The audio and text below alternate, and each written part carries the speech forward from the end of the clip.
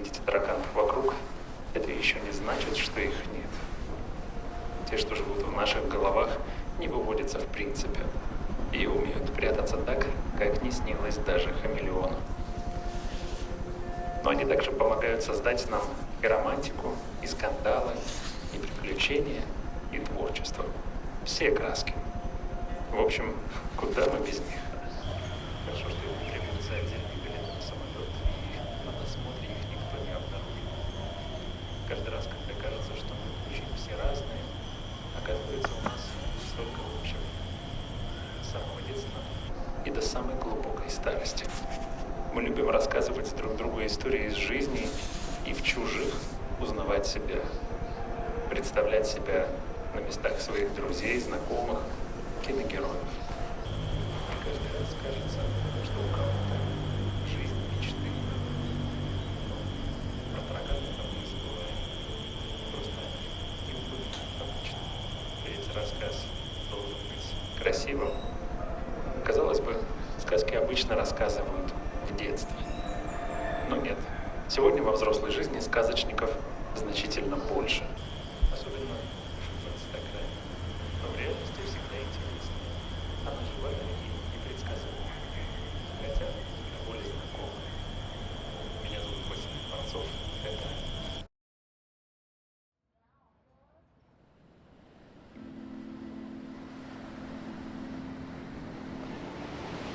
Детство я провел в Таганроге, и у меня очень такие картинки в голове, такие очень, деревенские. Это вот орех, который рос под домом. Значит, ты трясешь его, он еще зеленый, сбиваешь там палками, и его разбиваешь об асфальт, у тебя руки оранжевые все, и вот ты во всем этом измазываешься. Какая-то еще закатное солнце, такое вот пыльные абрикосы, которыми засыпана улица.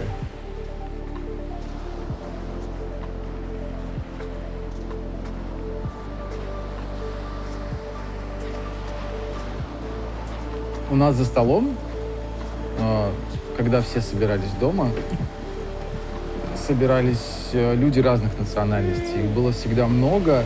Это были и азербайджанцы, и лезгины, и белорусы, и евреи.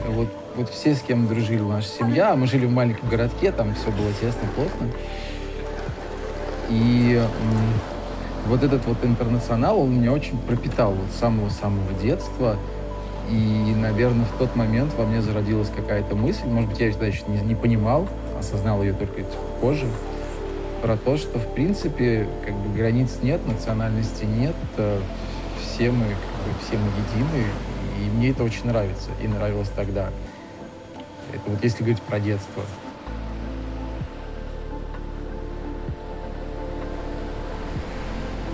Но мне удалось сохранить себя, вот как я была в детстве, так и сейчас, со всеми моими придурью и взглядами на жизнь, я абсолютно полностью себя сохранила. И ничто не способствовало тому, чтобы меня что-то изменило. Поэтому я в этом плане молодец. Я не знаю, я любил вот из детства, то, что я понимаю, что вот сюда дошло, это я любил собирать конструктор Лего. И у меня был всегда какой-то свой мир и своя комната. Это вот спасибо родителям. То есть у меня была своя комната, свой мир. Я любил рисовать, собирать конструктор Лего и придумывать, то есть создавать. Ключевой какой-то момент был с детства. То есть я всегда создавал, ты что-то создаешь. И оно так и по жизни пошло. Неважно как, там, ты создаешь бизнес, или ты создаешь какую-то одежду, то есть ты создаешь.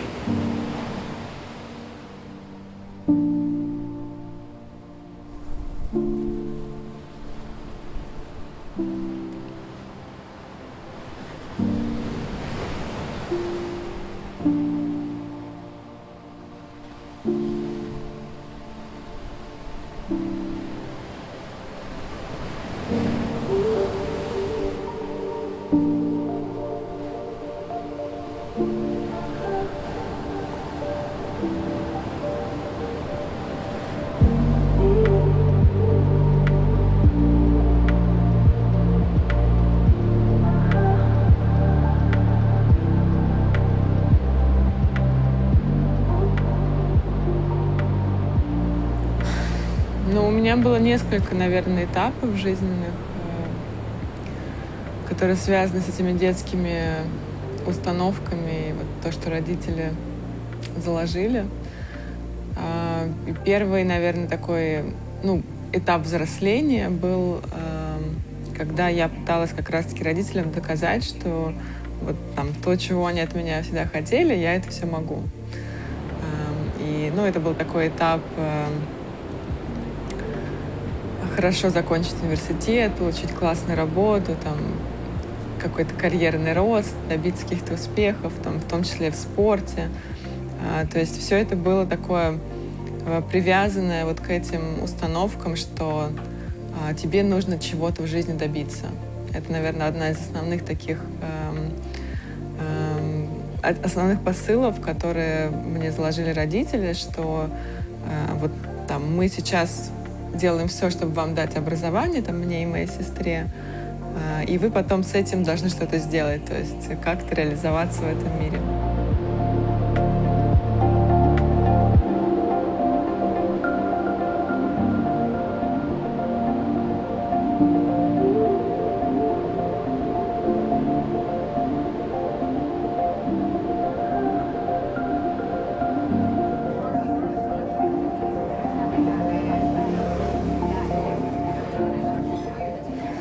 Интересно, это сейчас очень обсуждаемый subject такой сейчас, потому что у меня сейчас сын тинейджер, и его очень интересует, как у меня все было.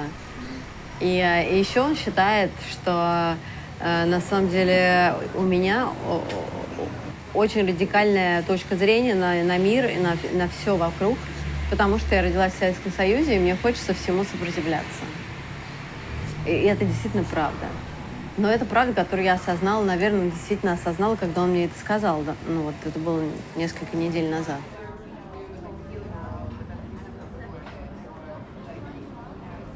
Основное отличие меня и мамы в моем возрасте. Да, в моем возрасте у мамы была 12-летняя дочь. Это еще одно большое отличие. У меня нет детей, и это тоже немножко влияет на ощущение свободы, что я такая сама по себе, а она несла ответственность за семью, за меня. И тогда, когда мне было там 9, 10, 12, это было 90-е, это было так все сложно.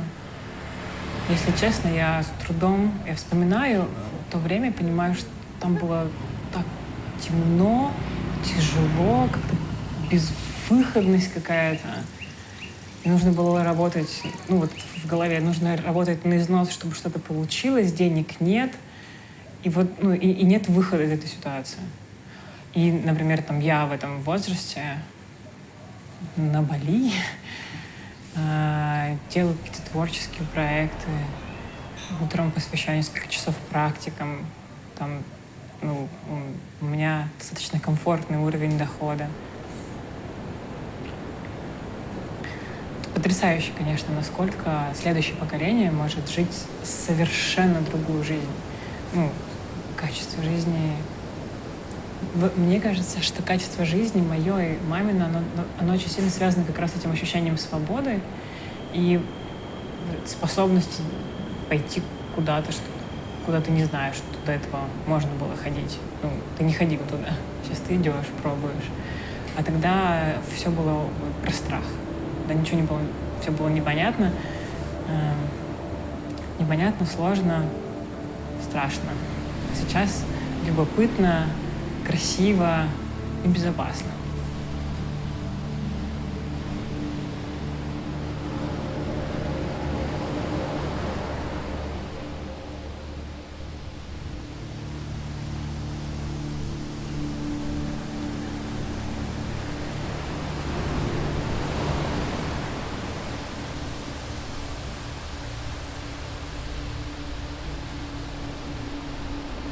У меня отец альпинист, и он... Альпинизм вообще... Это про силу воли, наверное, и умение... Сила воли, умение достигать своих целей, и при этом оставаться человеком. Потому что, отец ходил очень серьезно же маршрут, он сходил 4 семитысячника. Были моменты, когда ну, там его товарищи погибали, когда им надо было пострадавшего там транспортировать вниз. Вот. И там очень много...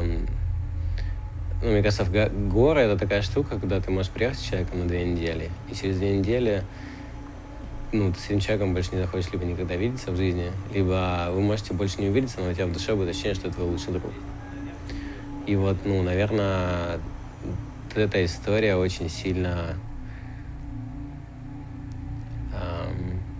была у меня перед глазами, то, как отец заботился о нашей семье. Начинали очень по-простому, 2 инженера, без денег, познакомились в вузе, мама с папой.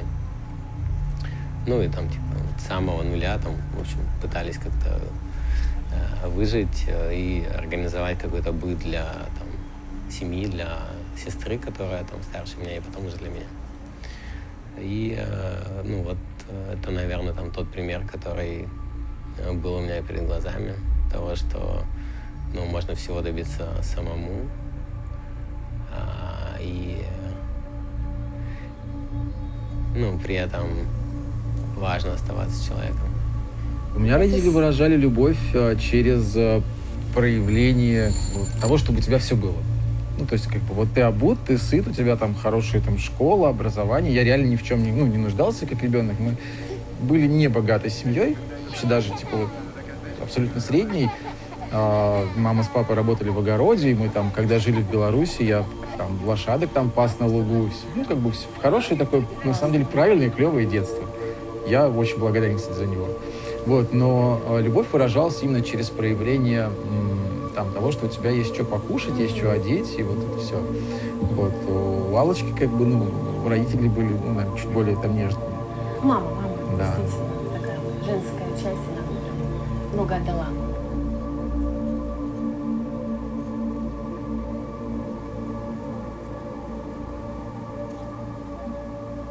В жизни все выглядит так, как одна большая подсказка. Нет конкретных ответов. Есть наводящие и самоисследования. И каждый раз, желая найти причины, мы находим в основном пачку следствий. Говорят, нужно задать себе 6 подряд вопросов «почему?», чтобы докопаться до истины. Но кто сказал, что мы даже сами с собой не будем хитрить? Или кто сказал, что мы можем знать точные причины? Кажется, жизнь играет сама с собой, через нас.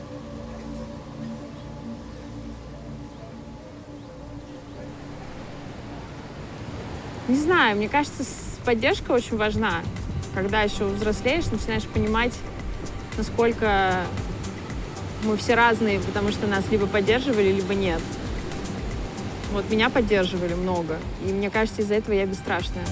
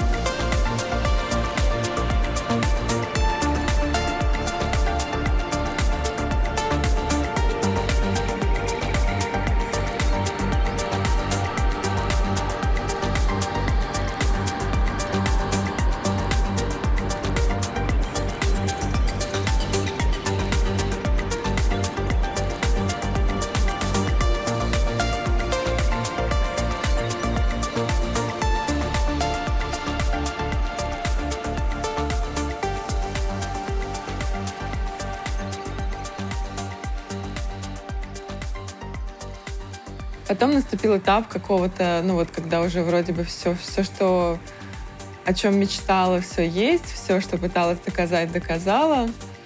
Но почему-то вот как бы счастья я не ощущаю, да, то есть что-то не так в этих установках. Я начала в этом разбираться и работала там с терапевтом, делала там всякие разные практики, начала там интересоваться разной философией, йогой, медитацией, там какими-то погружениями в себя. И наступил такой следующий этап отрицания всего этого. То есть я подумала, какого хрена вообще я столько лет вот это вот делала? Почему мне это все вложили в голову?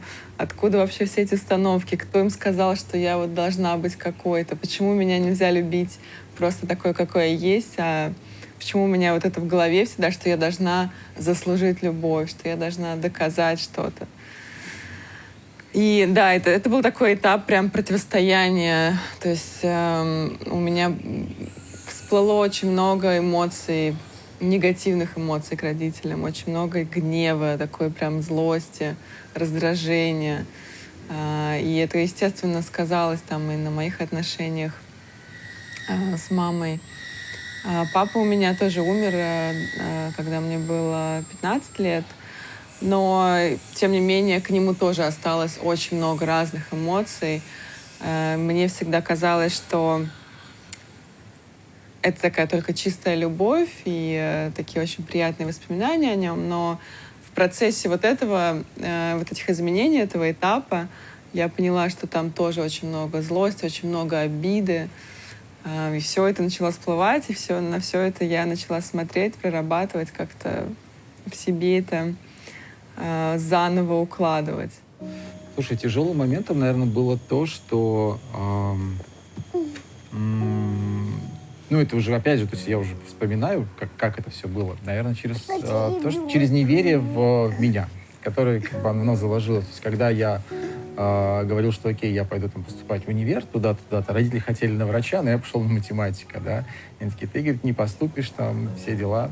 Но они это говорили как бы не потому, что они в это не верят, а потому что они хотели вселить меня в веру через, ну, доказательство через обратное. В математике есть такой принцип доказательства от противного. Как бы возвращать веру в себя мне приходилось очень долгое время. Вот, возможно, даже до сих пор. Но при этом, ты знаешь, как бы все вот эти сложные моменты, они не истребили во мне любовь к родителям. Я их также по-прежнему люблю, я понимаю, почему они это делали, ну, как бы я осознаю, как они это делали, но как бы все, теперь я уже делаю по-своему. Теперь мы уже родители. Да, теперь мы уже родители и пытаемся тоже как-то делать по-своему. И потом был, наверное, такой третий этап, когда все эти штуки как-то немножко уложились в голове, я приняла их, в том числе приняла родителей и поняла, что они мне дали то, что могли дать. И у меня, как и у многих детей моего поколения, были очень молодые родители, они там 20-летние ребятки, которые растили детей. И сейчас я со своей уже взрослой позиции понимаю, что, конечно, они не могли там мне рассказать про то, что главное — это там любить себя и быть счастливой. Естественно, у них было куча страхов, куча ограничений, в которых они сами выросли, в которых они жили. Это были тоже вот эти вот безумные 90-е, когда нужно было какой-то срочно свой бизнес делать. Жесть творилась. Мне кажется, быть уязвимым очень страшно. Потому что, когда ты уязвим, ты одновременно самый сильный человек в комнате, потому что тебе нельзя не отнестись как-то. И одновременно это очень страшно, потому что мы все живем в какой-то реакции. Я живу в каком-то ощущении, что вот я сейчас так сделаю, и будет вот так. И я вот для себя несколько лет назад узнала, что, оказывается, самая страшная, самая сильная сила — это быть слабым и давать себе быть слабым. Я очень долго не давала себе быть слабой, и к людям, которые вокруг меня, тоже не давала спуску. И это меня приводило зачастую в очень непростые ситуации, потому что когда ты один сильный или самый сильный, то это очень одиноко. Я думаю, что лучшая защита — это нападение, это правда. Ну, как бы, если нужно совсем стены строить. Но просто хочется другого. Хочется принятия, хочется, чтобы тебя понимали, хочется иногда кому-то что-то рассказать, чтобы вокруг были люди, которым ты нужен. Мне кажется, уязвимость — это такая ахиллесова пята, которая на самом деле, когда ты ее прокачиваешь, начинает быть самой сильной твоей силой. Вот я про это думаю так. Но, конечно, защита — это неважно, через экспертность, когда ты самый умный, через решимость, когда ты самый бесстрашный, не знаю, через идейность, когда ты самый креативный. Это все защита. И это тяжело. Мне кажется, в детстве закладываются паттерны поведения, которые ты в сознательном возрасте можешь разветвлять, потому что ты уже взрослый, ты уже можешь выбирать. И вот мне кажется, что от момента всегда быть сильным и всегда быть стойким, всегда быть самым умным в комнате, я сейчас выбираю иногда этого не делать. И мне кажется, важнее те ситуации, которые происходят с тобой сейчас. А цепляться за детство нужно только для того, чтобы выяснить, а что там интересного-то было с тобой, что ты сейчас такой. Но ни в коем случае, мне кажется, не говорить про то, что вот эта конкретная ситуация на это повлияла. Ну, просто потому что, скорее всего, их была не одна. И эта вся нейронка работает на это.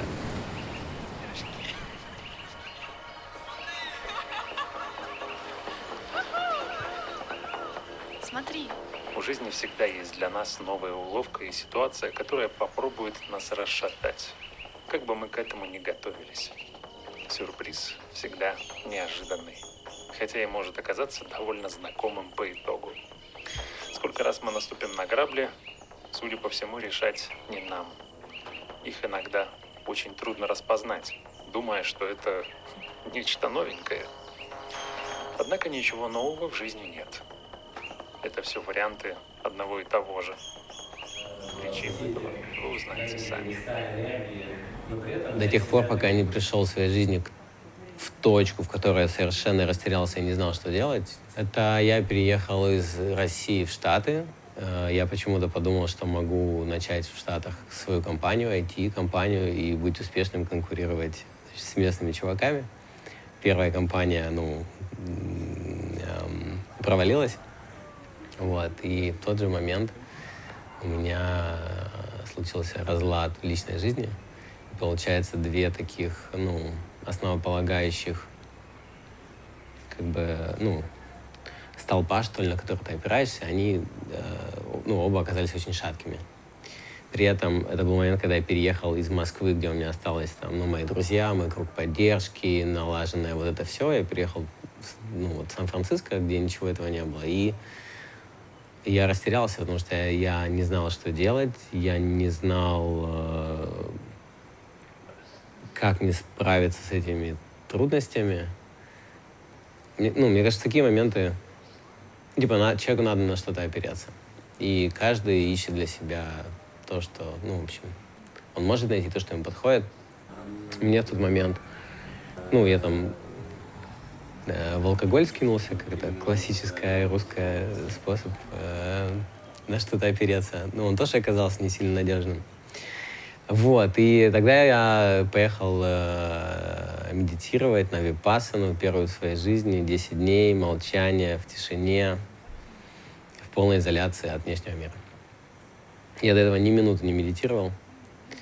И я вообще ехал туда не медитировать, а чтобы 10 дней у меня не было доступа к алкоголю. Я просто сел под деревом, и я ни с кем не мог говорить, просто сел под деревом и такой, так, что вообще происходит, и как без этого выбраться? 10 дней подумай в трезвости. И оказалось, что там випассана, медитация, и вот оттуда начался этот заход. Я нашел эту практику и, можно сказать, покатился в духовном плане по дорожке.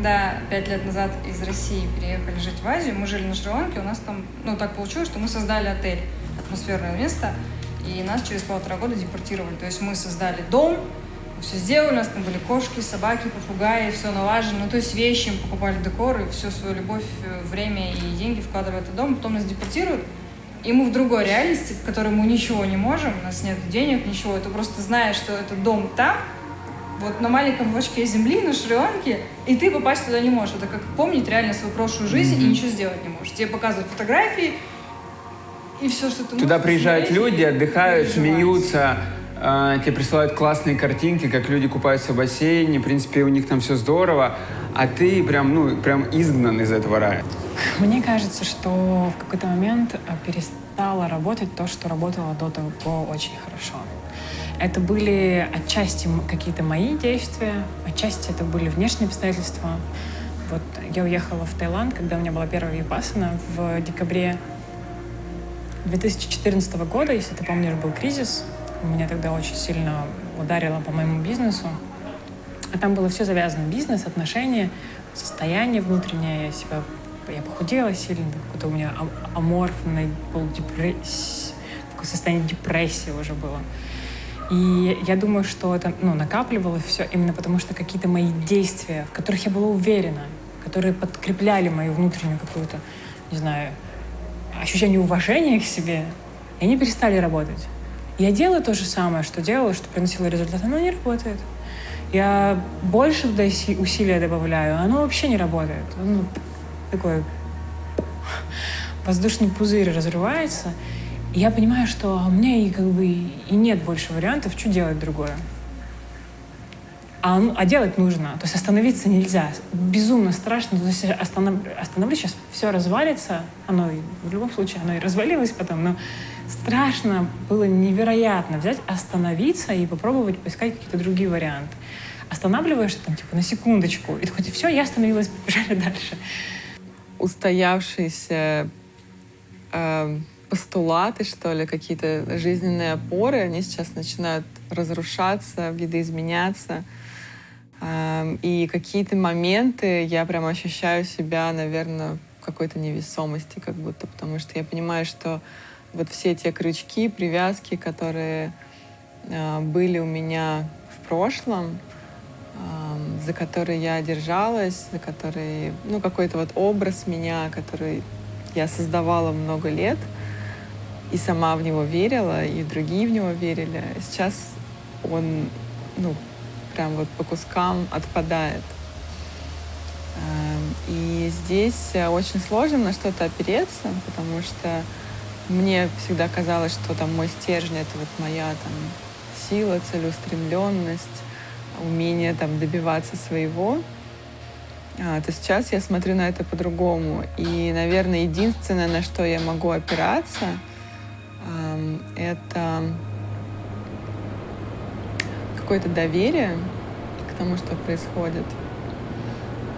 Такое доверие Вселенной и вера в то, что она обо мне позаботится, что все, что происходит, к лучшему, все так и должно быть.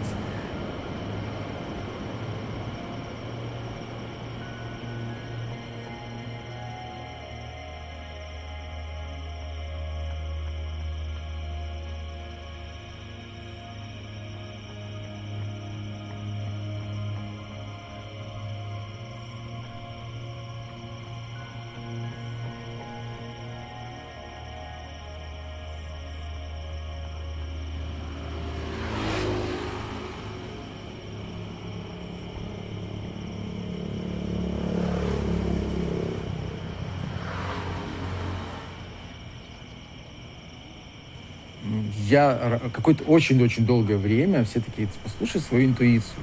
Что такое интуиция? Вот ты такой думаешь, и каждый раз такой, правильно, неправильно. Вот. И в какой-то момент, если говорить, как ты принимаешь решение, вот этот вопрос, я просто научился запоминать, как моему телу, становится после какого-то решения. Вот ты принял, идти направо, и там случилось что-то хорошее. И ты такой, окей, тебе, хорошо. А, пошел налево в другой раз, и там случилось что-то не очень хорошее. И это другое ощущение. И, в принципе, твое тело, как мне кажется, умеет вот своими такими ощущениями, когда ты думаешь о чем-то, что произойдет, подсказывать тебе, типа, хорошо или плохо. Вот, ты вспоминаешь, типа, эти ощущения, и потом такой, окей, ладно, и как ты на них основываешься. Когда у тебя нет никаких вводных, когда ты не знаешь, что будет впереди, и тебе кажется, что все будет там радужно или нерадужно. Про ощущения в теле. То есть я последние вот пару лет уже начала чувствовать свое тело, начала чувствовать, какие у меня там есть центры, что они у меня периодически проявляют себя по-разному. И вот у меня основное ощущение, когда есть какое-то предложение, приглашение, что угодно, я чувствую расслабление, расширение, или я чувствую зажим. То есть я вот я уже в области матки, да, вот я чувствую вот эти вещи, но это очень тонко. То есть это уже даже не интуиция, это уже что-то, ну вот это такая сонастройка с телом.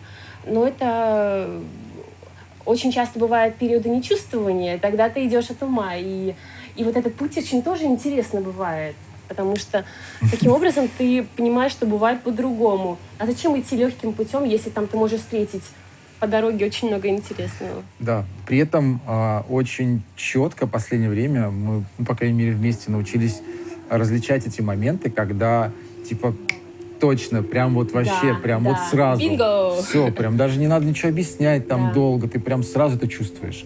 Когда этого вот, скорее вот как раз от обратного, когда вот этого нет, ты такой, ну, что-то не то, короче, ну, ладно. То есть либо ты соглашаешься, как бы, и ну, тоже нормально иногда бывает. Ну, не иногда, часто. Вот. Либо просто, как бы, ну, если тебе не жмет, не торопит, не спешит, ты такой, ну, ладно, как бы, и бог с ним. А когда прям вот момент, типа, окей, сразу все, он сразу понятен, даже не нужно объяснять.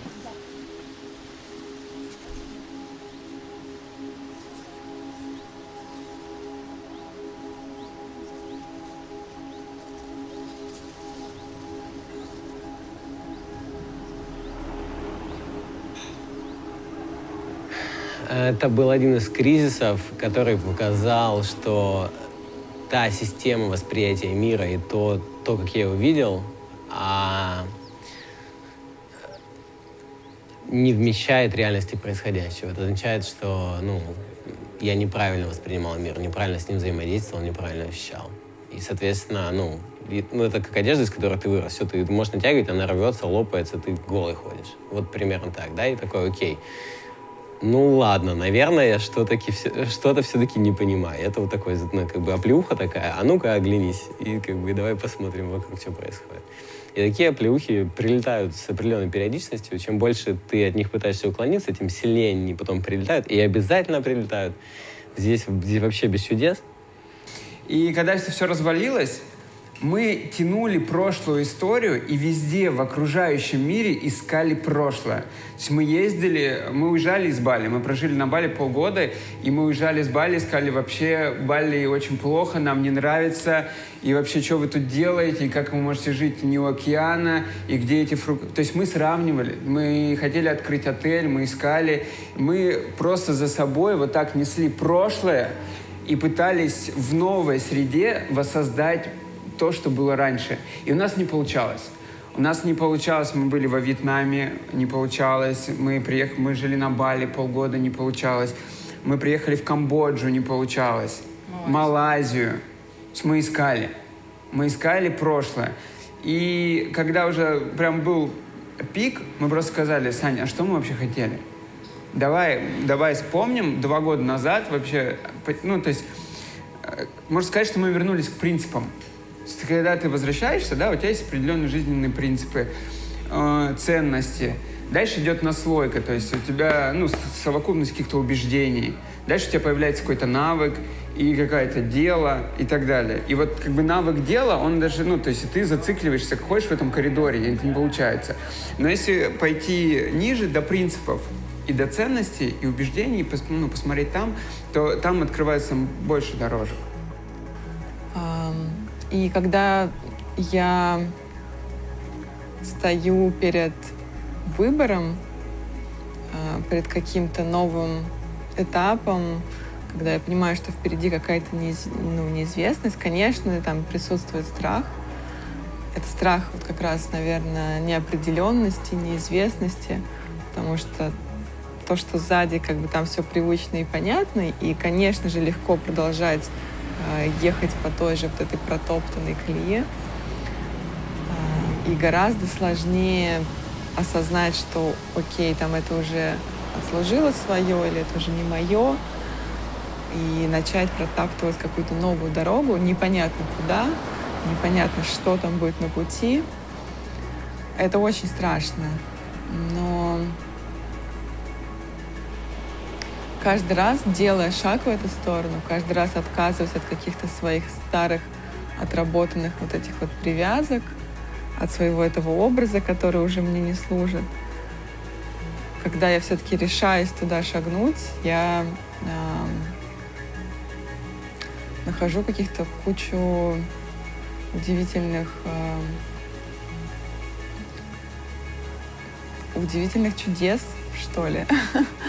То есть там сразу же открываются какие-то новые возможности, появляются какие-то новые люди. То есть когда мы освобождаем вот это вот пространство для чего-то нового, оно тут же приходит.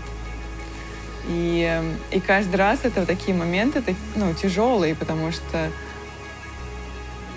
ты оставляешь что-то, к чему привык, и, по сути, сдаешься, потому что у тебя нет никакой вот этой вот опоры, да, нет никакой уверенности в завтрашнем дне, вообще никакого понимания, что там будет впереди. И это такое состояние, когда окей, все, берите, я сдаюсь. Пусть будет, что будет. По сути, это такой, наверное, прыжок в пропасть. И когда ты уже прыгнул, ты понимаешь, что ты не падаешь, а летишь, потому что тебя как будто бы кто-то подхватывает и несет туда, куда тебе надо. В принципе, все говорят об одном и том же, но немного по-разному, используя другие слова и углы захода к ситуациям и фактам. Иногда не сразу удается распознать, что мы слушаем, то, что уже знаем. Возможность видеть и проводить параллели – чудесная опция любого человека. Особенно если это делать молча. Иногда внутри мы видим безумный масштаб происходящего. Все взаимосвязи, понимаем, что любая мечта может исполниться, так как у нас нет ни малейшего представления, какие возможности задействует жизнь. Только вот она точно знает заранее, нужно нам это воплощение или нет. Понимание приходит со временем. Этого не избежать.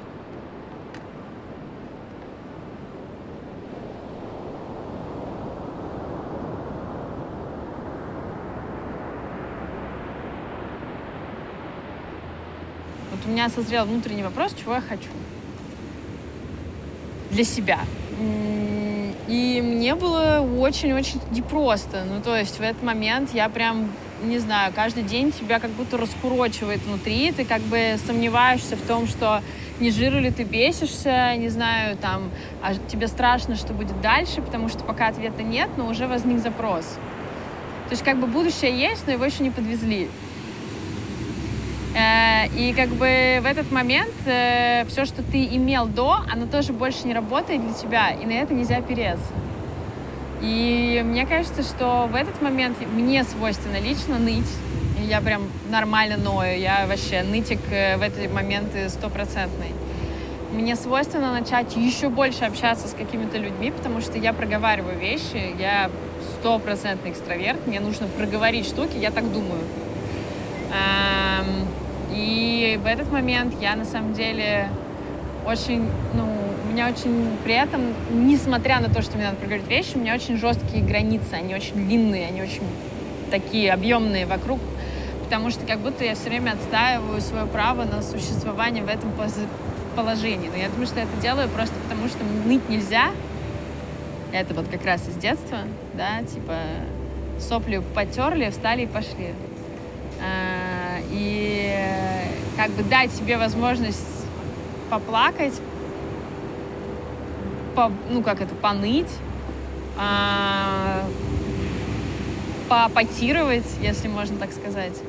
И это на самом деле мне очень тяжело дается, потому что у меня огромное чувство вины было раньше от этого, сейчас чуть меньше, но тоже, в общем, я не могу сказать, что оно проходит как-то бесследно. Мне все время кажется, что все вокруг начинают делать что-то быстрее, интереснее, а я стою на месте и ною.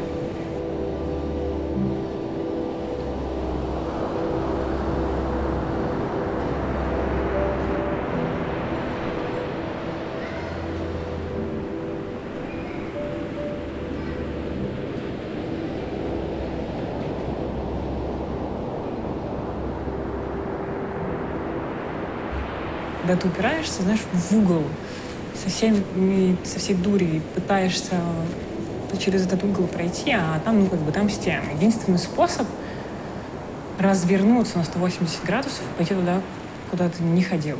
И будет страшно, стрёмно, сложно, неуверенно, но это будет именно это такие маркеры именно того состояния, что ты перешел на новый уровень. Все. Тут все неизвестное, давай все заново. Вперед. Ну, супер страшно. Каждый раз. Очень же не хочется терять это ощущение уверенности, что типа вот происходит, как я знаю, как должно происходить. Вот я делаю, я же вот результат будет такой. Оно получается. Я молодец. А если так не получается, я не молодец. И очень не хочется это состояние проживать. Я благодарна всем своим суперкризисам в жизни. Каждый раз, когда я в них попадала, каждый раз я, не знаю, улучшала что-то в жизни. Было, сложно, там, куча всего внутри происходит, внутри, снаружи. Что-то отваливается, разрушается, какие-то отношения, связи, бизнес. Но потом что-то на этом поле рождается что-то новое, что не могло возникнуть до этого. И это абсолютно прекрасно. И слушайте, ребят, да, зная то, что с нами произошло, вот если бы я 5 лет назад знал бы, что со мной будет происходить, я бы не пошел бы. Я бы вообще, я сказал, ребят, вы что? Наперед знать, какие могут быть проблемы. Я бы сказал, во-первых, я не выдержу, я сломаюсь, и это вообще не про меня и не со мной. Я говорю, давайте, выезжайте сами, я вот здесь поживу, я здесь очень круто. Знаешь, наперед, реально подумаешь, что сломаешься, не выдержишь, это вообще никто не выдержит. Выдерживаешь, все вообще нормально, выдержишь, приходит ситуация на букву «П», страшно, но ты делаешь, что другого выбора нет. Ты не можешь там закрыться в домике и сказать, ну все, тебе не придется заплатить за аренду, а где ваша виза, а вот это вот то.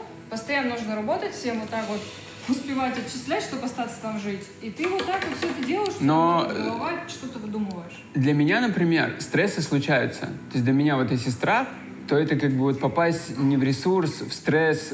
Я не могу сказать, что это депрессия, то есть мне кажется, депрессия какая-то клиническая штука. Но все равно, когда ты строишь гипотезу какую-то и не доходишь до нее, и реальность тебя такая поглощает, мне кажется, без стресса не может быть роста.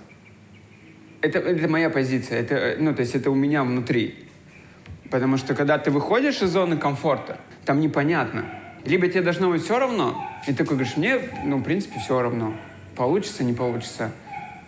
Может, существуют такие люди? Знаешь, раньше было очень смешно. Я такая рационалист, я еще работала в корпорации, там все было четко, то есть ты за, против. И я помню, что Зауром, так, давай ситуацию, сядем, напишем за и против. Сейчас это все отпало. Это вот эта мишура, это круто, эти инструменты держать в голове. Но сейчас вот все настолько, вот хоп, в космос там, хоп, что-то происходит. Негативно, значит, я так отражаю, да? Да, при этом, то есть, опять же, были ситуации, когда я принимал очень серьезные решения, и прям они вот, типа, такие вот от ума. Ты такой просчитываешь, такой, так, вот, как бы будет вот так, и ты такой, все окей, все будет хорошо, но при этом я отчетливо сейчас помню свое состояние физическое, что в тот момент, как бы, не знаю, внутри голос или мое тело говорит, слушай, чувак, стой, не надо туда, прям вот не иди туда, и все. Он такой, нет, но зато это опыт. Без этого опыта ты сейчас уже, будешь не тот. Позволь всему происходить. Да, это вот наш прям девиз в последнее время, позволь всему происходить. И недавно вот мы сидели в кафешке, написано было очень круто, я говорю, послание везде. Everything happens to everyone. Вот реально, позволь, и все происходит так, как нужно. Если даже это плохо, то это тоже прикольно. Главное, чтобы не очень плохо. Если я могу шутить над происходящим, это значит, что я нахожусь в очень соединении с собой. Это первый показатель того, что я не выпала, не вовлеклась в игру, которая вокруг меня сейчас происходит. Я осталась в контакте с собой. Я могу ржать над этим. Как бы сложно не происходило то, что происходит, если я могу над этим смеяться, значит, я смогу найти выход. Значит, у меня не стало туннельное зрение, значит, я воспринимаю картину целиком. Я вижу как бы контекст, что ли. Для больших духовных учителей это вообще все игра. Поэтому к ней невозможно, с одной стороны, невозможно относиться серьезно, с другой стороны, они практикуют с тотальной отдачей. Да? И это тоже вроде бы и про серьезность. Но опять они видят контекст и не могут, и стараются не уменьшаться до маленького кусочка мира. Они видят все целиком, но при этом тотально отдают себя практике. Мне кажется, что я меняюсь вместе с запросом на то, что мне интересно, и от того, что интересно, начинают образовываться люди вокруг.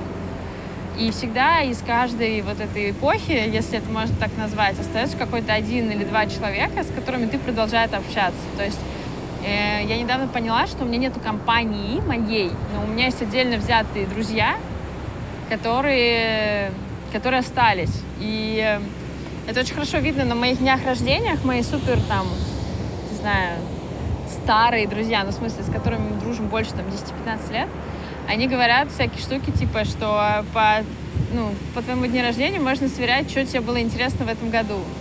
Или, например, я только с возрастом, в 31 году, поняла, наверное, смысл вообще в женском обществе, в женской дружбе, в каких-то вещах, которые, не знаю, можно назвать эзотерическим, как в эзотерике, да, называется женский круг или что-то такое, но мне кажется, это очень важная штука. А сейчас не про феминизм, не про то, что girl power. Я как раз про какую-то, теплость. И окружив себя такими зачастую разными женщинами, на самом деле очень понятно разнообразие стандартов красоты, уюта, тепла, самодостаточности, целостности. И вот, как пример. Надо слушать себя. Слушать себя и жить в свое удовольствие. Мне кажется, так банально. Главное быть открытым. То есть главное просто иметь открытое сердце и желание делиться. Вот, тоже важно. Я верю только я много об этом пишу, про то, что нужно слушать свое сердце. И я никогда человек, который никогда не слушает чужих советов, ничего вообще, только то, что мне мое говорит.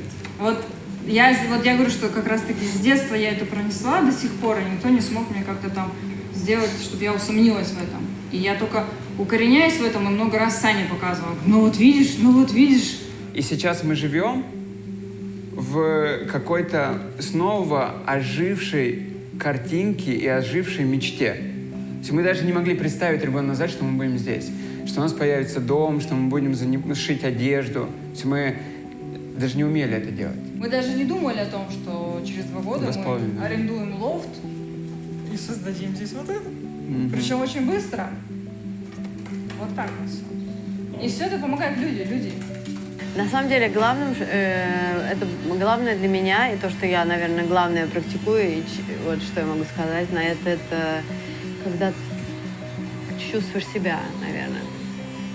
Когда это, наверное, главный момент, когда я принимаю решение. Дать себе время почувствовать себя. Да, почувствовать, как ты чувствуешь. Окей, I'll do like this. Let me feel it. Вот это вообще непонятно. Это ровно пропорционально вашей практике. Сколько вы можете услышать его, этот голос.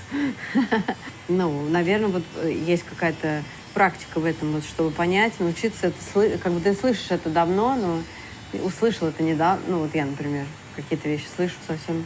Да, понимаю, что уже давно с этим живу и знаю, это не новые какие-то вещи. И как в отношениях тоже с людьми с каким-то, ты тоже потом начинаешь что-то ожидать, а на самом деле ты точно знал, что этот человек вот такой, как и ты тоже, да? Вот еще. Ты ты то, что ты излучаешь, ты просто нужно быть открытым, принимать людей, принимать и отдавать. И действительно многого не нужно. Не нужно сложного, точнее, даже так. Вот слово, да, слово легкость, оно такое, оно очень определяющее. Как шарик. Ты прям вот действительно тебе легко. Тебе не нужно подбирать какие-то слова, чтобы о чем-то сказать. Тебе просто быть собой, находясь с кем-то, да? То есть вот прям супер просто. Ты знаешь, вот, кстати, мы очень часто даже и не говорим друг другу какие-то вещи. Ну, представляете, 15 лет ты уже знаешь настолько друг друга, что... Но удивительно, что...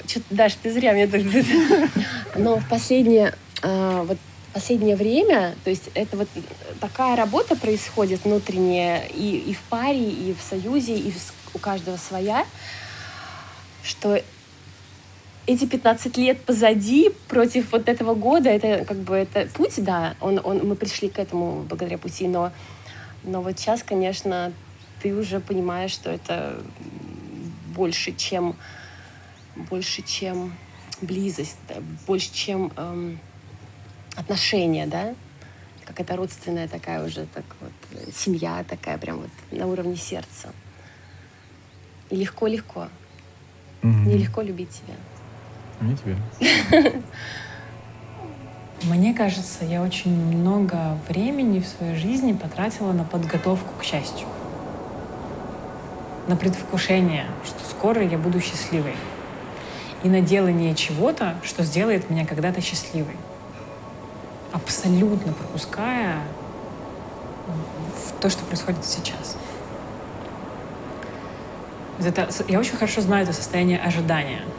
И когда это не происходит какое-то время, вот эта усталость, грусть, разочарование, что типа не работает то, что я думала, что работает, не там счастье. Или наоборот, такое выдавливание педали газа, значит, может быть, нужно просто больше, не знаю, зарабатывать больше, денег больше, квартир больше, машину круче, что-то, и тогда будет счастье. Я счастлива, если я могу в том состоянии, в котором я сейчас есть, уметь спокойно потратить время на наблюдение росы на траве или почувствовать утренний запах земли, увидеть солнце через листья. Просто заметить это, побыть с этим в контакте.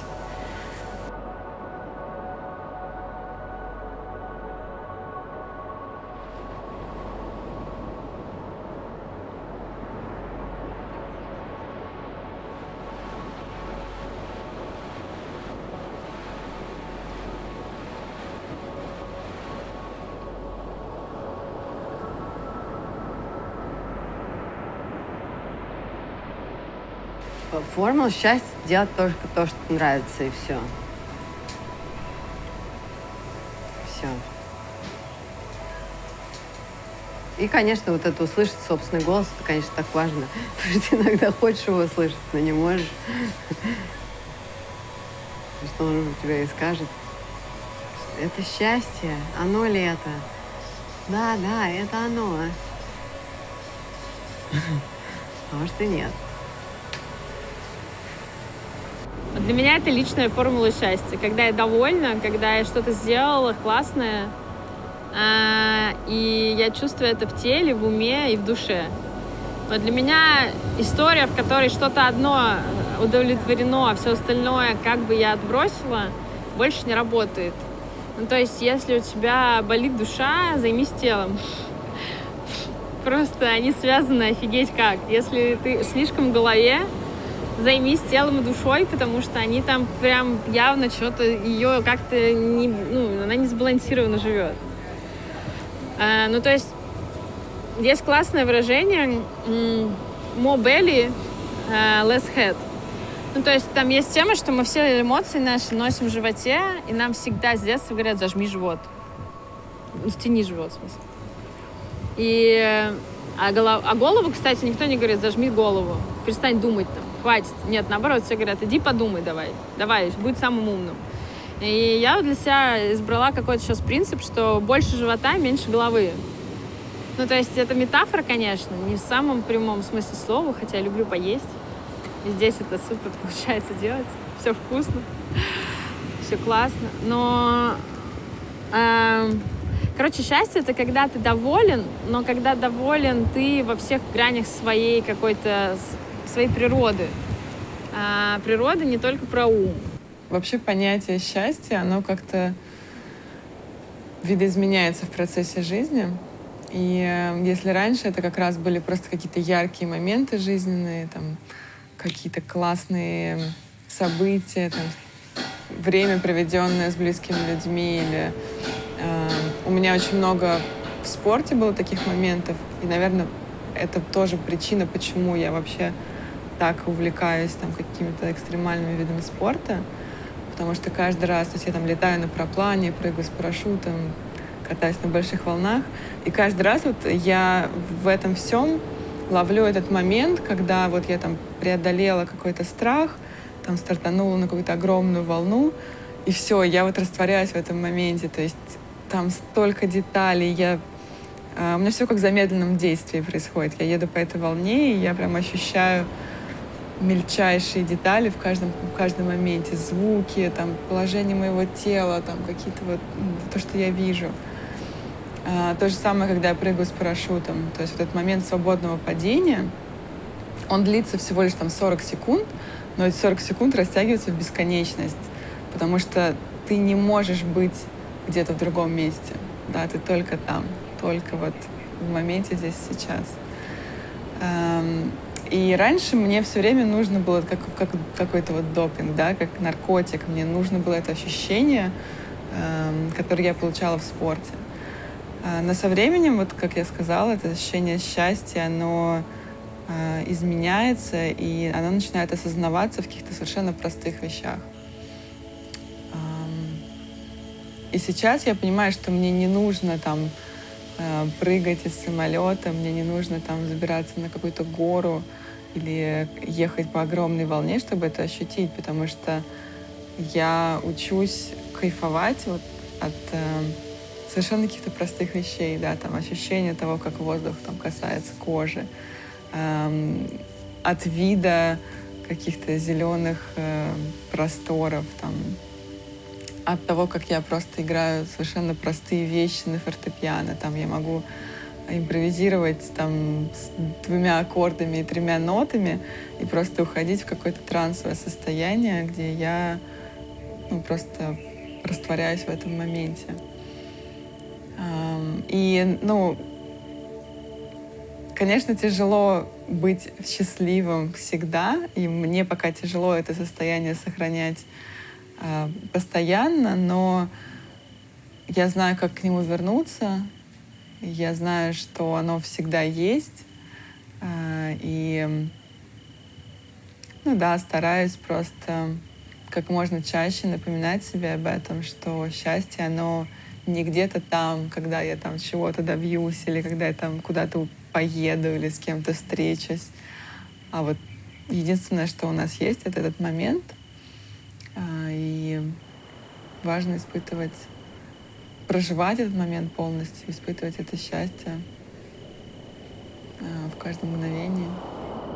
Счастье — это не про то, что как бы тебе все время кайфово, или что все хорошо. А для меня счастье — это вот история про принятие, и как бы не банально это звучало, кайф от момента. Потому что можно кайфовать в грусти. В смысле, может быть очень грустно, искренне, может быть, проживать. И, допустим, какое-то грустное событие случилось. Ты понимаешь, что, вот так Вселенная работает. Это не поменять, так есть. И все, что ты можешь, это там, прочувствовать это, разрешить этому пройти, поблагодарить это. И это очень грустно, но если ты вот в этом находишься честно, если в этом нет страдания или попыток цепляния мозга или там самосожаления, это счастливый момент по своей сути. Поэтому, наверное, вот счастье — это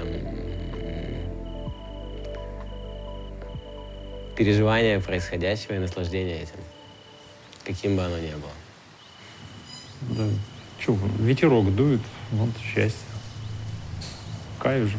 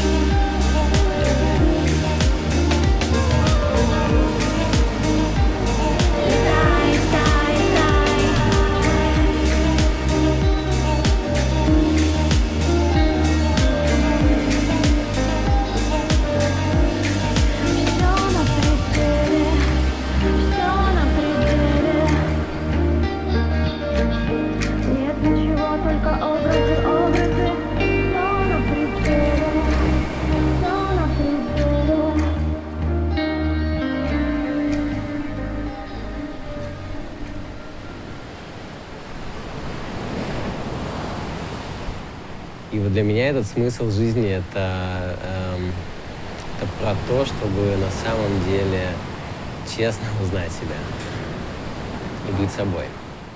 Сейчас наши слушатели скривились у экранов, быть собой сколько можно. Но в моей жизни самое сложное, черт побери, это быть собой. И несмотря на все происходящее, на социум, ты в какой-то момент ты понимаешь, что ты луковица. Вот где-то там в середине, в самом вот в этом всем ты находишься. И вокруг тебя вот эти вот слои, значит, там, семейные, да, там, ну, вот там, потом там твое дружеское окружение, потом социум, потом какой-то там политический мотив, потом вот эти все информационная шелуха, и ты просто берешь это вот слой за слоем снимаешь и плачешь, потому что, блин, это так тяжело.